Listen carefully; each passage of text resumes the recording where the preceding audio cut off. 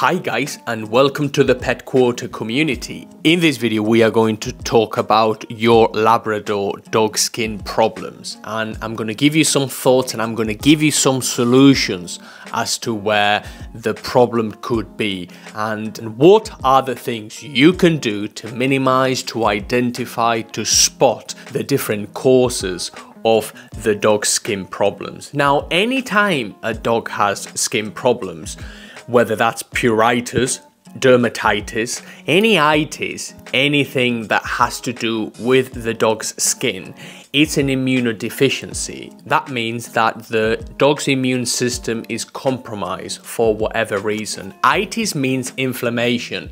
Pancreatitis means inflammation of the pancreas.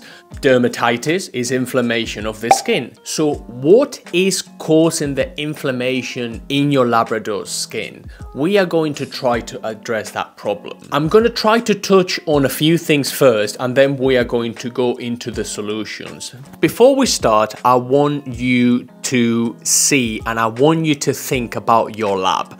Is your lab a working lab or is your lab a show lab? Show labs tend to be a bit more prone to pruritus. They tend to be slightly bigger and they tend to come from lines that are not working. And lines that are working tend to be quite regimented by their breeders. This means that a lot of breeders will be very specific on what dogs they breed and what dogs they don't breed. So if you have a show lab, a bit of a chunkier lab, that means the dog could be a bit more inclined to having health issues down the line, hip dysplasia, that sort of thing. And the second thing I want to ask you is your lab of a different color? Is your lab a quote-unquote silver lab, or does your lab have a weird skin pattern? If they do, that means that your dog will have been tailored and will have been bred to look a specific way. And anytime you have a specific breed, like an XL bully, like a bulldog breed, or something like a Frenchie, for example, all these are designer breeds. And anytime you get into the specific breeding of a dog to make them look a specific way, they tend to be a bit more prone to having allergies. So that's the first thing. And then, without further ado, we are going to try to address what problem you are having with your dog's skin problems. There's three main allergy issues. There's three main allergy types. There's nutrition, there's environmental or seasonal, and then there's breed specific, which is the one we have been just talking about. The first one is nutrition. There's something in the food, there's an allergen, there's an ingredient or several ingredients that are causing your dog to be itchy, are causing inflammation in your dog's body. There's something that's not sitting well with them. And this tends to be the most common allergy type. The second one is a seasonal allergy. Just like us, just like humans, during certain seasons, during certain times of the year, it could be dust mites, it could be grass, it could be sand, it could be anything. We don't know. But they tend to be a bit more prone to having reactions. And the third one we have just spoken about, it's breed specific. If you have a breed that has been tailored to look a specific way, that could be another indication. Let's look at the first one, which is the most important one, nutrition. How do we solve nutrition problems? So the first thing we are going to address is everything we give the dog. The food, the treats, anything else we are giving the dog. I'm going to do this together, and I want you to go to your cupboard and to turn the bag of food over, and we are going to read the ingredients of the food we are giving our Labrador. We do not want to see any rice. We don't want to see wheat, we don't want to see barley, we don't want to see soy protein, we don't want to see meat and animal derivatives, we don't want to see cereals, we don't want to see animal fats, and we do not want to see something like sugar or various sugars. All those ingredients do not belong in pet food, and if you feed a low quality food, it is very likely that that is the main cause of your dog's allergies. So we are going to cut them out. If you see, again, meat and animal derivatives, cereals, animal fats, or anything unspecific, even if the food you are giving is a prescription food, I would stay away from it. You only have to read the ingredients of prescription foods and you will see sugar, you will see animal fats, you will see gluten, you will see rice, you will see barley. All these are high glycemic carbohydrates. They are inflammatory ingredients. Your dog makes their own blood sugar in a process called gluconeogenesis from protein and fat. They do not need any carbohydrates, let alone high glycemic carbohydrates where the dog has a hard time digesting them. And because they have a hard time digesting them, one of the manifestations is your dermatitis, the dermatitis you are struggling with. So if you feed your dog a low quality food, it is very likely that that will be the main issue you are having and the very cause of the dog's allergies. So what do you feed the dog? You put the dog on a single protein food, you put the dog on a much better food, you put the dog on a food that whenever you look at the ingredients, you see freshly prepared chicken, dried lamb, raw bison, fresh apples, freshly prepared free-range chicken, you see sweet potato, you see things that your dog would want to eat.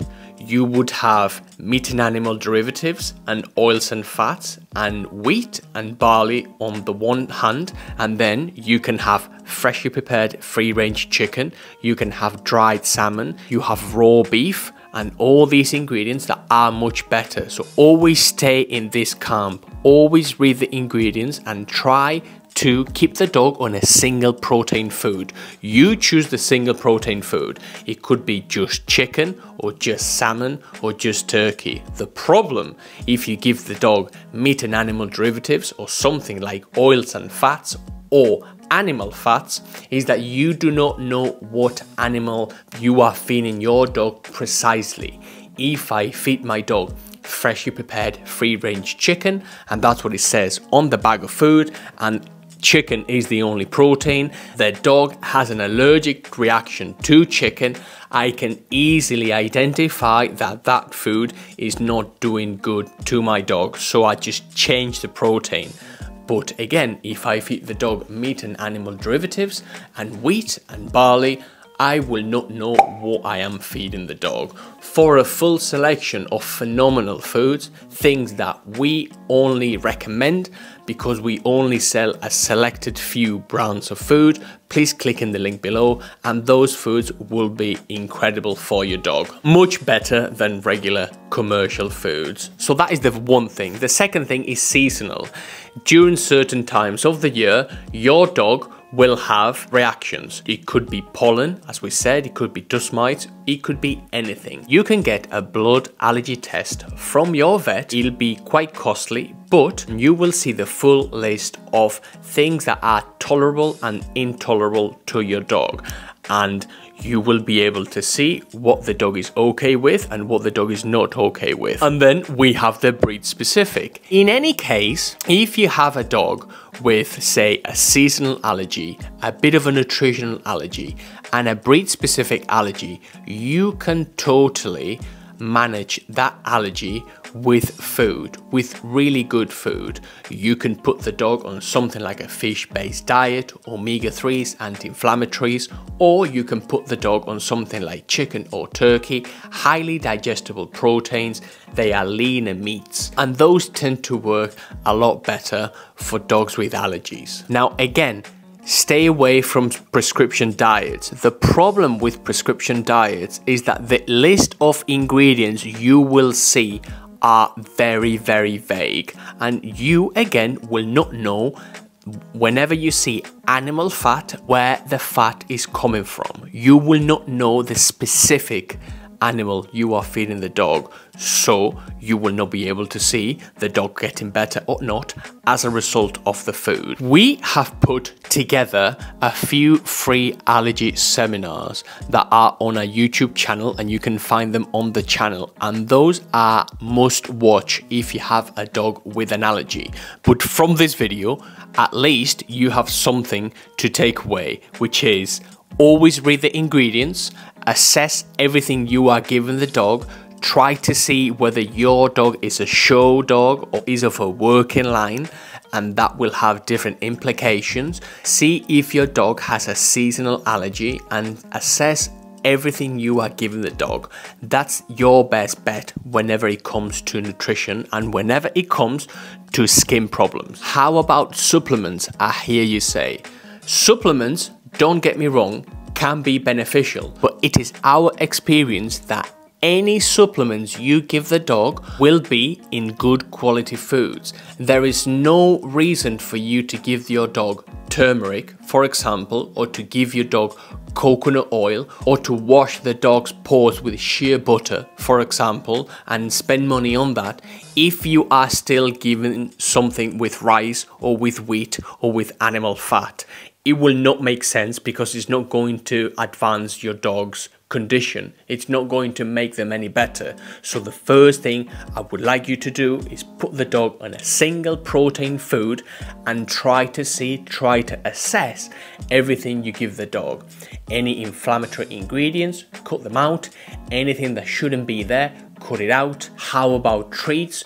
What kind of treats are we giving the dog? Always read the ingredients. Again, we want to see meat-based treats. We don't want to see no glycerol and no tapioca and no pea starch, for example. Those will be, again, inflammatory to your dog's dermis, to your dog's skin. In our experience, Labradors do get a lot better whenever we fix their diet. Whenever we assess everything we are giving their dog, we can identify and we can solve problems without steroids and without vet visits. By just looking at the food, you will be able to see whether that's working or whether that's not working.